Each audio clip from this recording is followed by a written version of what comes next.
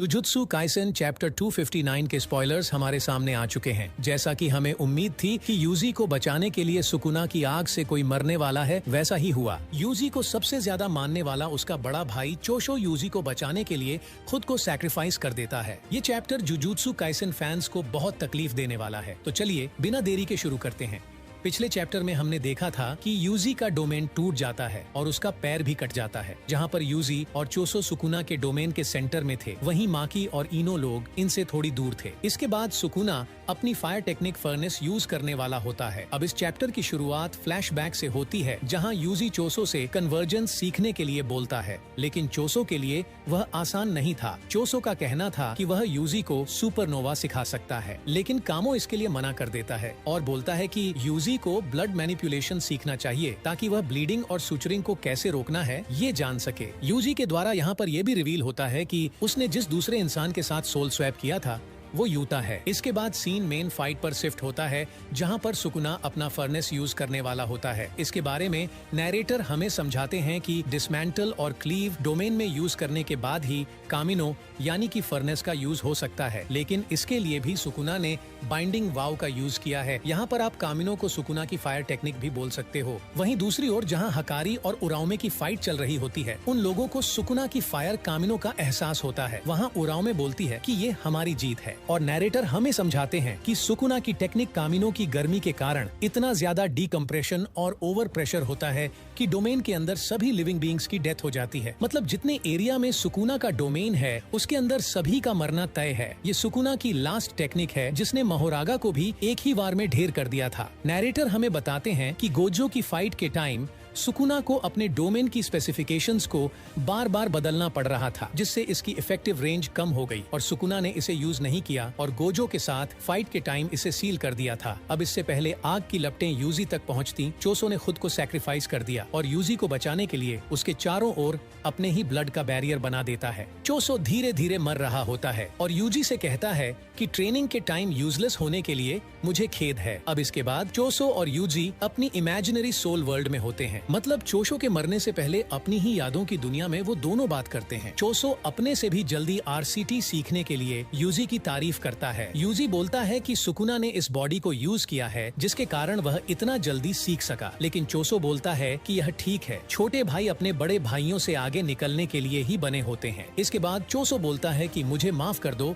मैं तुम्हें फिर से अकेला छोड़ रहा हूँ। इस पर यूजी बोलता है कि जब समय सबसे कठिन था तो आप हमेशा मेरे साथ खड़े रहे, मेरे लिए यही बहुत है। इसके बाद चोसो उसी दुनिया में अपने सभी भाइयों से भी बात करता है। ये वही सब बातें थीं जो ये सभी डेथ पेंटिंग्स होते हुए किया करते थे। जैसे ही सब कुछ खत्म हो जाता है, यूजी लाचार होकर अपने बचे हुए दोस्तों को आवाज देता है। उसे लगा सब खत्म हो गया। यूजी खुद को कन्विंस्ड करता है कि कुछ भी हो उसे अपना रोल पूरा करना है। उसका बदला चुकाने का संकल्प जिस भाई ने उसको प्रोटेक्ट करने के लिए खुद को सैक्रिफाइस कर दिया। यूजी एकदम अकेला हो चुका था और सुकुना को अपनी ओर आते हुए देख रहा था, लेकिन तभी तोदो एक बार फिर अपने भाई की हेल्प के लिए मैदान में पहुंच जाता है। शिबुया के बाद आज तक में तोदो की एंट्री हुई, लेकिन ऐसे समय में जब यूजी को सबसे ज्यादा जरूरत थी। इसके बाद एक और फ्लैशबैक आता है जिसमें तोदो और मेई प्लान बना रहे थे कि सुकुना के एरिया में फंसे लोगों को कैसे बचाया जाए। इसका मतलब ये कि सुकुना के डोमेन के एक्टिव होने के बाद ये लोग यहाँ पहुँच चुके थे। मेई के क्रोज और तोदो की टेक्निक बूगी वूगी का यूज करके वो लोगों को बाहर ला सकते हैं, लेकिन सुकुना के कट्स उन्हें मार सकता है। तोदो बोलता है कि उनके लाइफ की कोई गारंटी नहीं है, लेकिन हमें प्रयास करना चाहिए। तोदो का कहना था कि यूजी को इस बारे में नहीं बता सकते हैं, क्योंकि यूजी और सुकुना पास्ट में एक शरीर दो आत्माएं थी और ये बॉन्ड खुद ही इतना पावरफुल है, इसलिए उनका सारा प्लान कहीं सुकुना को पता नहीं चल जाए। नैरेटर बताते हैं कि तोदो भी अपने दोस्तों की सिक्योरिटी को लेकर श्योर नहीं था कि वो उन्हें बचा पाएगा, खासकर यूजी और चोसो को, क्योंकि वो दोनों सुकुना के डोमेन के सेंटर में थे। तोदो यूजी को जब नहीं समझा सका तो तोदो यूजी का हौसला बढ़ाते हुए बोलता है कि मुझे माफ कर दो भाई, लेकिन वो सब शायद ठीक है। यहाँ पर तोदो, माकी और इनो लोगों की बात कर रहा था, क्योंकि सुकुना के फायर से तोदो ने अपनी टेक्निक बूगी वूगी की हेल्प से उनको बचा लिया था। बूगी वूगी वही टेक्निक है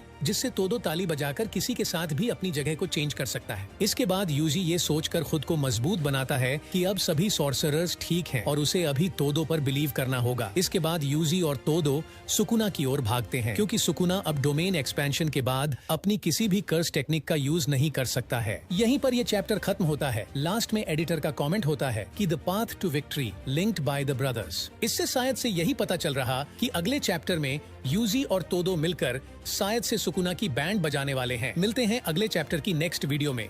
जुजुत्सु काइसेन चैप्टर 260 के स्पॉयलर्स हमारे सामने आ चुके हैं और इसमें जो कुछ भी हुआ आपको विश्वास नहीं होगा क्योंकि इस चैप्टर में सुकुना के सामने गोजो आ चुका है और सुकुना का बैंड बज चुका है। तो चलिए, पिछले चैप्टर में हमने देखा था कि चोशो के मरने के बाद तोदो की एंट्री हो चुकी है। अब इस चैप्टर की शुरुआत में हमें बताया जाता है कि तोदो के मिसिंग लेफ्ट हैंड को विब्रा स्लैप गैजेट के साथ बदल दिया गया है क्योंकि माहितो के साथ फाइट में उसे अपना एक हाथ खोना पड़ा था। नैरेटर हमें बताते हैं कि विब्रा स्लैप एक ऐसा इंस्ट्रूमेंट है जिसे तोदो के बाएं हाथ की जगह लगा दिया गया है, जिसमें मेटल पीस और लकड़ी का बॉक्स लगा हुआ है और उनकी टक्कर से तोदो की कर्स टेक्निक एक्टिव होती है। मतलब तोदो अपनी कर्स टेक्निक बूगी वूगी को ताली बजाकर नहीं बल्कि वाइब्रा स्लैप से यूज कर सकेगा, जिसके कारण तोदो अब 1 सेकंड में 50 बार स्थान की अदला बदली कर सकता है। तोदो और यूजी सुकुना पर एक साथ हमला करते हैं और इतनी तेजी से जगह को बदल रहे होते हैं कि सुकुना कुछ समझ ही नहीं पा रहा होता है। इतना ही नहीं बल्कि तोदो ने वाइब्रा स्लैप की टक्कर और स्वैप करने के रेशियो को कंट्रोल करने के लिए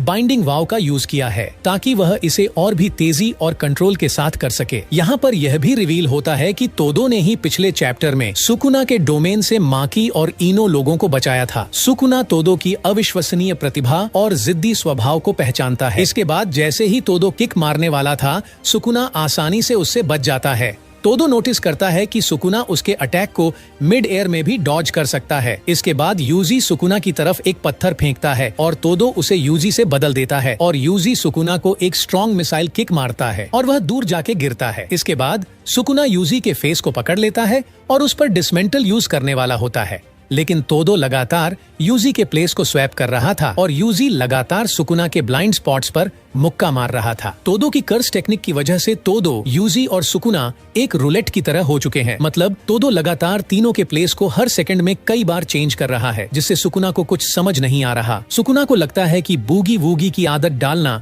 प्रैक्टिकली इम्पॉसिबल है। इसके बाद सुकुना फिगर आउट करता है कि तोदो बॉडी स्वैप तभी करता है जब यूजी का फोकस नेक्स्ट लेवल पर होता है। यहाँ पर सुकुना को लगता है कि तोदो यूजी की अदला बदली न करके ओपोनेंट्स को धोखा देने के लिए कुछ और कर सकता है। सुकुना यूजी के फोकस को देखकर उनके अटैक का अंदाजा लगा रहा होता है, इसीलिए सुकुना यूजी को पंच मारने के लिए आगे बढ़ता है, लेकिन तुरंत वहाँ मेई के क्रो आ जाते हैं और सुकुना को अपनी गलती का एहसास होता है कि उसने तोदो की चाल को गलत समझा। इसके बाद सुकुना सोचता है कि उन लोगों ने मेई के क्रो के साथ अदला बदली कर ली है, इसीलिए वह अपने बॉडी को ब्लाइंड स्पॉट की ओर मुड़ने की ट्राई करके एक किक मारता है, पर वहाँ कोई था ही नहीं। तब उसे पता चलता है कि उसे फिर से बेवकूफ बनाया गया है। उसे लगा कि वो क्रो के साथ अदला बदली करेंगे, लेकिन तोदो ने इस बार किसी की भी अदला बदली की ही नहीं थी। तभी यूजी सुकुना पर एक ब्लैक फ्लैश मार देता है। ब्लैक फ्लैश मारने के बाद यूजी ने अपने डिमोनिक पंजों को सुकुना के दिल में रख दिया और डिमोनिक फेस के साथ उसे बेरहमी से फाड़ रहा था। यूजी यहाँ पर बहुत खतरनाक लग रहा होता है और सुकुना को चीर रहा होता है। यहाँ पर यूजी के हाथ ने उसकी छाती फाड़ के रख दी थी और अभी फाड़ ही रहा था। इससे बचने के लिए सुकुना फिर से अपना डोमेन बनाने की कोशिश करता है, लेकिन तभी सुकुना को एक मिस्टीरियस सिलुएट दिखाई देती है। मतलब उसे घोस्ट जैसा कुछ दिखाई देता है। नैरेटर द्वारा बताया जाता है कि यह सुकुना द्वारा मारा गया अब तक का सबसे स्ट्रॉन्गेस्ट घोस्ट है। ये घोस्ट कोई और नहीं बल्कि खुद गोजो ही है। लेकिन क्या वह लौट आया है या फिर ये सुकुना का भ्रम था? लास्ट में एडिटर्स का कमेंट होता है कि दोज आईज आर अनमिस्टेकेबल। मुझे तो लगता है कि गोजो का कमबैक हो चुका है, क्योंकि भ्रम होता तो दोनों आंख दिख रही होती, केवल एक आंख नहीं। और एडिटर का कमेंट भी इसी ओर इशारा कर रहा है। अगले चैप्टर में सब डाउट्स क्लियर हो जाएंगे। मिलते हैं नेक्स्ट चैप्टर में।